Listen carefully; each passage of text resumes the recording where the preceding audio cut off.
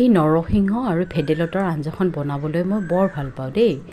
এইখন বনালে মানে এয়াও একদম খুচ আৰু মানে কিবা অমৃত বনাই দিয়া যেন পায়। আজি সেইকাৰণে এয়া ঘৰতে আছিলে নৰসিংহ পাত, বাৰীতে ভেদাইলতা, সেয়া পাত কোমলীয়া পাত কেইটামান ছিঙিলোঁ আৰু এয়া বৰ মানিমুনি টাবতেই হৈ গৈছে আৰু এয়া হ'ল সৰু মানিমুনি। এই গোটেইখিনি একদম ছিঙি ল'লোঁ। ছিঙি পেলাই মই সেইখিনি ধুনীয়াকৈ ধুই ল'লোঁ।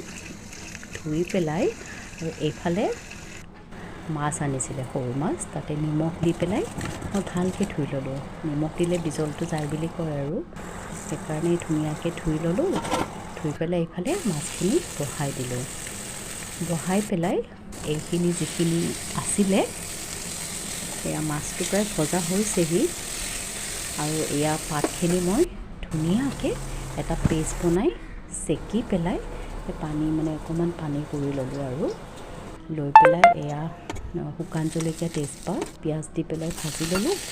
আৰু আলুটো বইল নাছিলে সেইকাৰণে মই পিচ কৰিয়ে কাটি দিলোঁ আৰু আদা, নহৰু, হালধি আৰু জিৰা এইখিনি দি ভাজি আৰু এই জোলখিনি মই যিখিনি ৰস উলিয়াই থৈছিলোঁ সেইখিনিত অকণ পানী দি পেলাই এয়া দি দিলোঁ আৰু শেষত এয়া আৰু মোৰ থাল ৰেডি হৈ গ'ল। এয়া ভজা মাছ, ভাত, জলকীয়া আৰু এয়া ভেদাইলতাৰ আঞ্জা। বেলেগ আৰু একো নালাগে দেই।